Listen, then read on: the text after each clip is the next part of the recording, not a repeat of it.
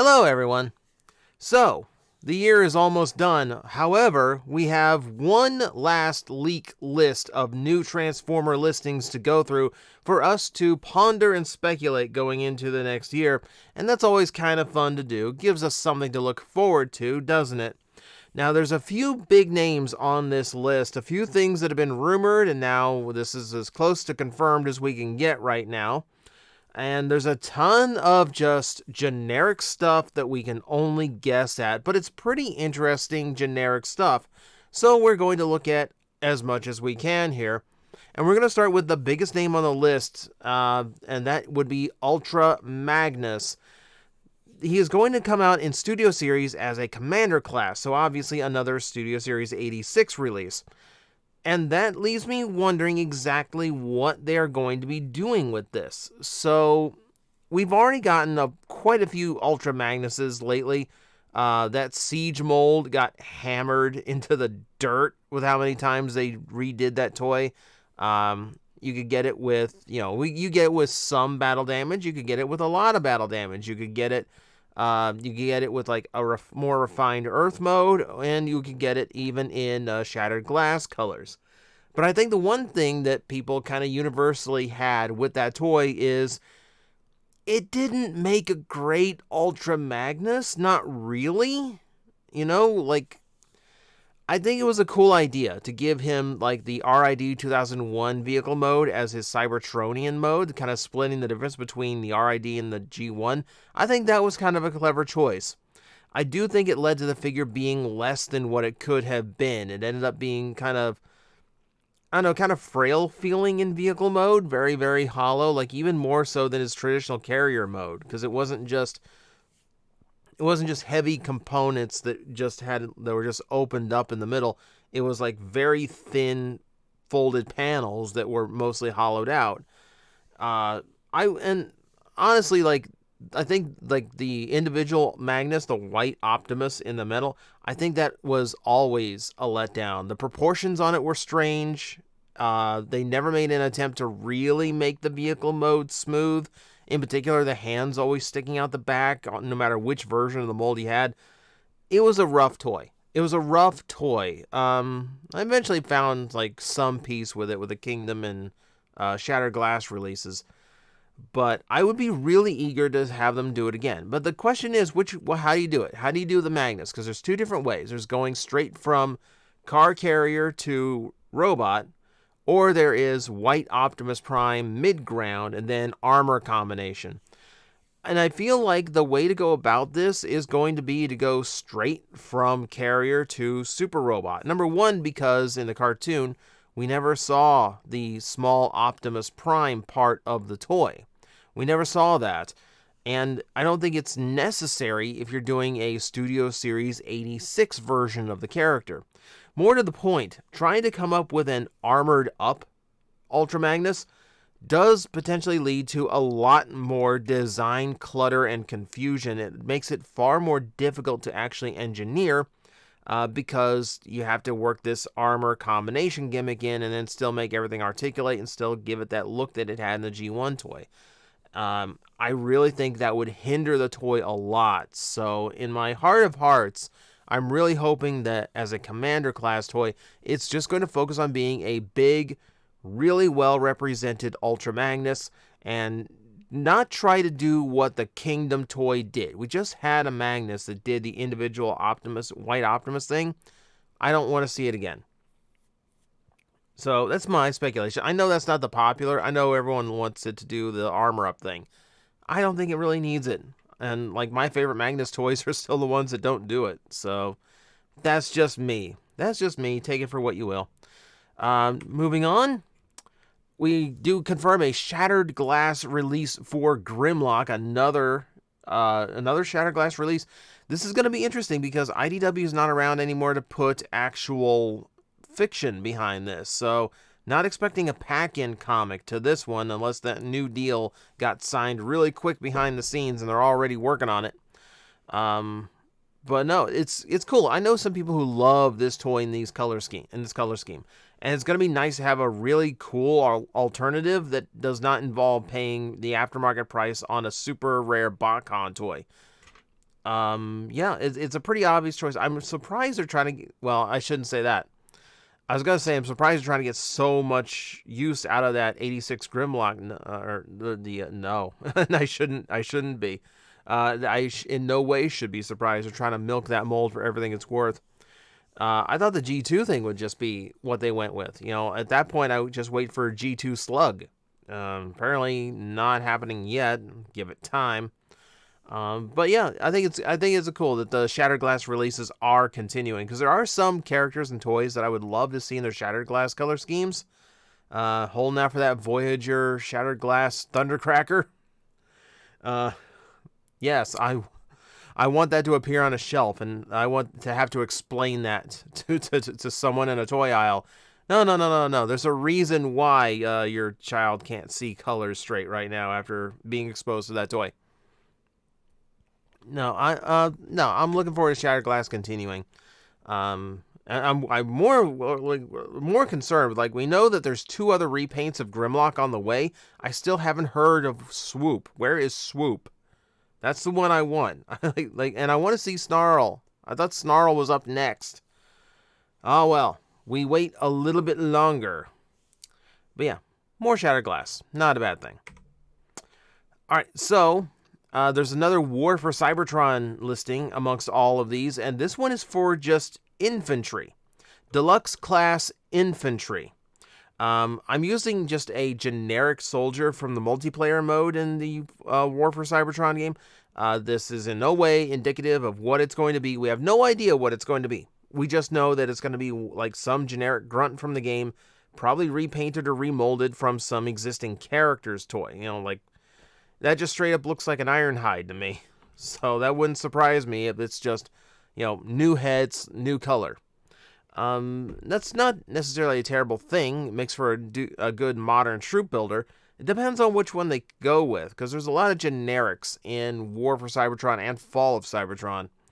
I do think this puts it to rest. Well, I guess not. I was going to say it puts it to rest which War for Cybertron they're talking about. Either the High Moon Studio games or the Netflix series. I'm still of the opinion that it's going to be the video games. I don't see any other reason why they wouldn't do anything else. I don't know why. There's no reason to revisit the Netflix show so fast, especially when it didn't have the best reaction. So, yeah, I'm still betting video game. I think that's mostly confirmed at this point. I don't think there's any real reason to keep speculating. But yeah, more of those on the way. I'd like some bigger names, please. I'd like to get some really interesting names from that game made. Oh well. Moving on, who we got next? Oh yes. We have our brand new Titan class figure. The Nemesis is on the way. Now, it's a great choice because, of course, we already got the Ark, and now we're getting the counterpart, the Nemesis. I like the choice not only because I like the ship design, but also because it's something that they've kind of been teasing at a lot. So Hasbro's done this in the past, especially now that they have to fill these big, broad boxes with artwork for Titans and Leaders and Commander class toys. The Nemesis has been showing up in the background of a lot of these shots lately. So they've been really pushing the exposure for the design and for the ship to just kind of remind collectors this thing exists, and it's their way of gauging interest in this toy, or at least in a potential toy of the design, right? So that is exactly what we've got here. Apparently, yeah, they see enough interest that they're going to go forward. We're getting a Nemesis. I don't know how it's going to stack up to the Ark, because the Ark has some unique characteristics to it. They had the cockpit in the original one that fit those micro figurines, like the Bombay door opened in the bottom. No, not the Bombay door. Let's call it the cargo hatch. How about that? It had mainframe that could transform into Teletran 1. And Teletran 1 is iconic of the original cartoon. It had, threw in the golden discs. It's just kind of the theme of Kingdom, so we had to go with those. But it also had the Sky Spy. Another little thing that showed up in G1 all the time when you dealt with the Ark. The Nemesis really doesn't have nearly as much presence. Remember, the base that the Decepticons used in the old cartoon was not the Nemesis's remains. If anything, it was the remains of the escape ship they tried to build at the end of More Than Meets the Eye to escape the planet. So, the Nemesis only showed up one more time in the original cartoon when they had to dig the heart of Cybertron out of it as a power source. That was the Microbot episode. And that's it. That's the only present. They didn't even name it. It was not named until the Beast Wars release. And here's another interesting point. If I go back and forth between the two, you see the design similarities, but they are still very different ship designs. You see the Beast Wars one looks a lot heavier in the front. I'm sorry, I'm just going back and forth.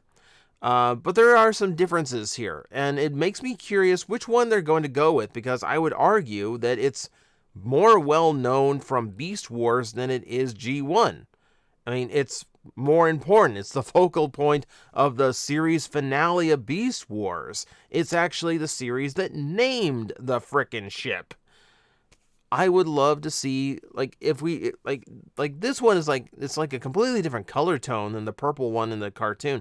I would love to see, like they do, like how they did, how they did Megazarak.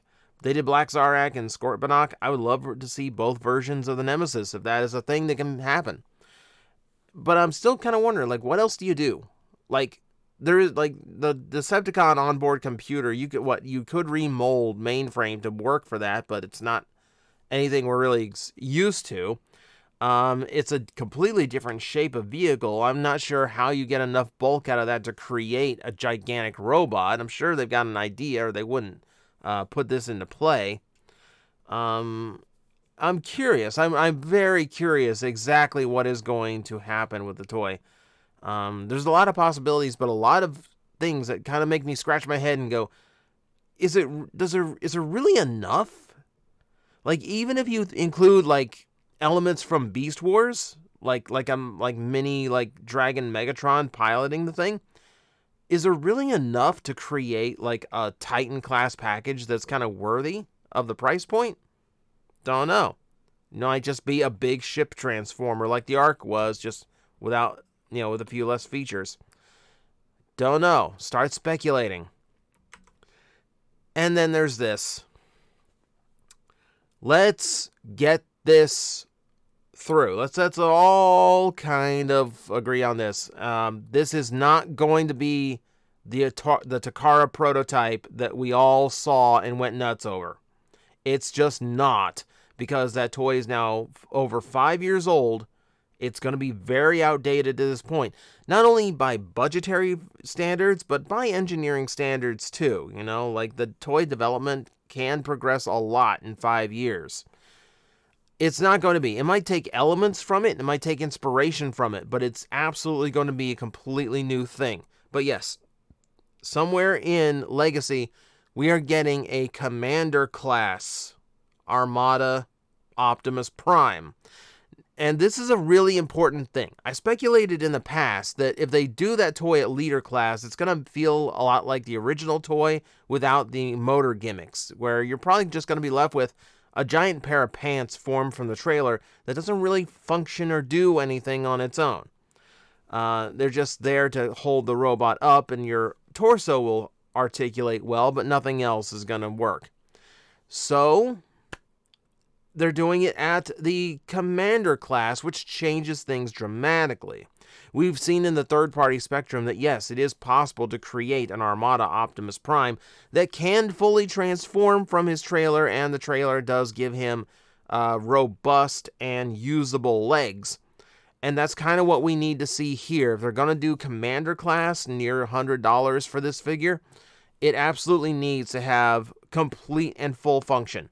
It has to be able to transform into working legs and a fully articulated super robot mode. I don't think anything short of that is going to do anything for anyone who's been waiting for this toy for so long. I'm just thrilled they're doing it at all, because it really does show, like, the people who have been speaking up about wanting new Unicron trilogy, the ones who grew up with Unicron trilogy, are getting what they wanted for the first time in a long time. So that's cool. It's cool. We're getting, like, the one oddball Optimus Prime that doesn't use windows for his chest, you know? I'm eager to see how this one turned out. I'm glad it's coming out at that price point, because I think anything less would just be way too sacrificed. Way too sacrificed. So good on it. If Motormaster's anything to judge by, yeah, that could be really, really good. Just please put the Minicon in. I'm sick of, like, I don't know why a Titan class Cybertron toy didn't get his Minicon. How's a toy cost $200 and you don't have the budget for a Minicon? Oh well. Oh well. Oh well. We'll fret about that for another day. And from there on, we're going to look at some other listings that came up. They might be cut off thanks to the box. I didn't think about that. I apologize. But these are just, like, little quick listings. We don't have, like, nothing terribly special, but we can kind of speculate a little bit. For the Rise of the Beast mainline, we've confirmed a Cheetor, a Voyager Optimus Prime, Rhinox, and Optimus Primal. So that mainline is getting Voyager class toys. Good to know. It lists something called TF7 Core Voyager, which is a very confusing listing.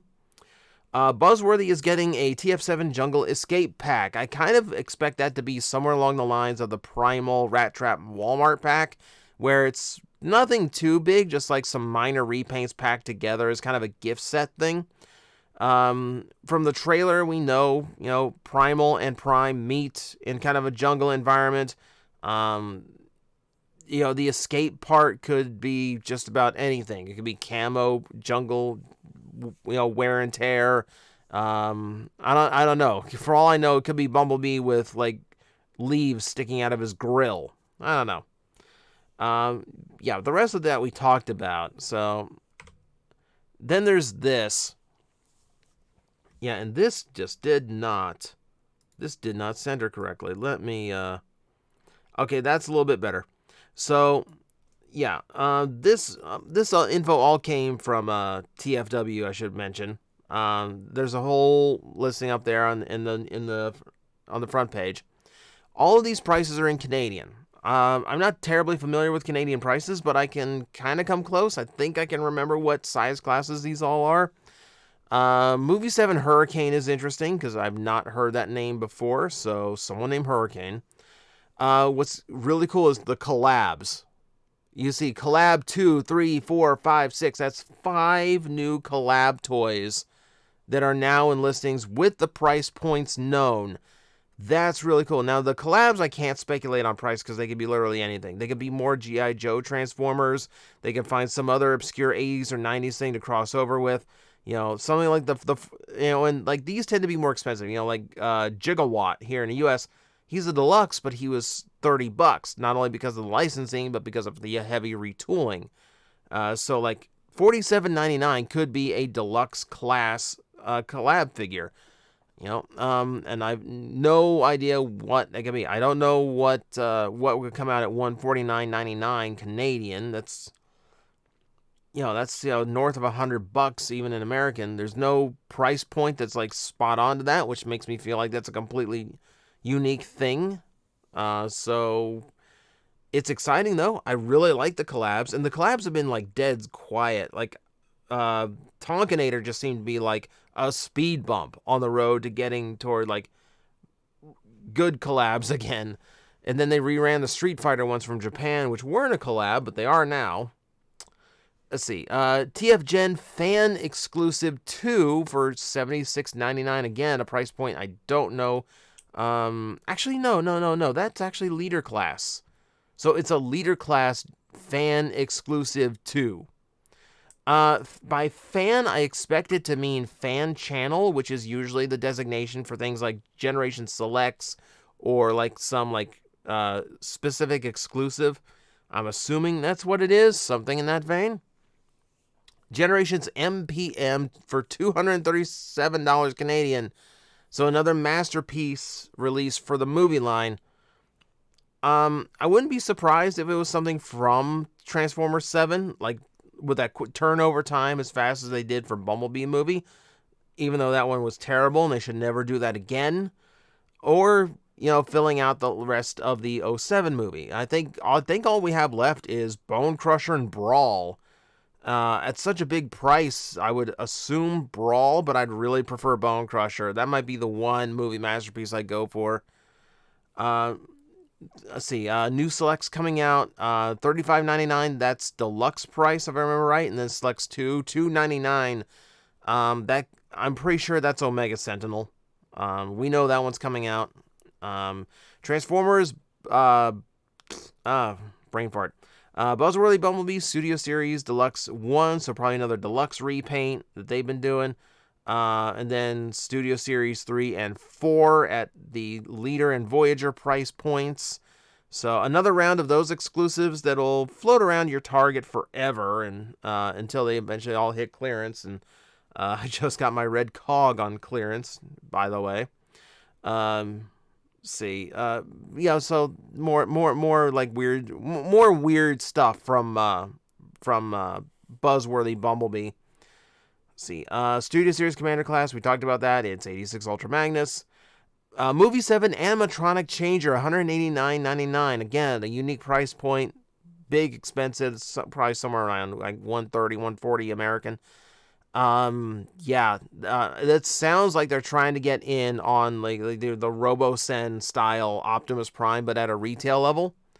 I mean, it sounds like it, right? Animatronic Changer. Beast, Buzzworthy Bumblebee Studio Series TF87 2-pack at the Leader price.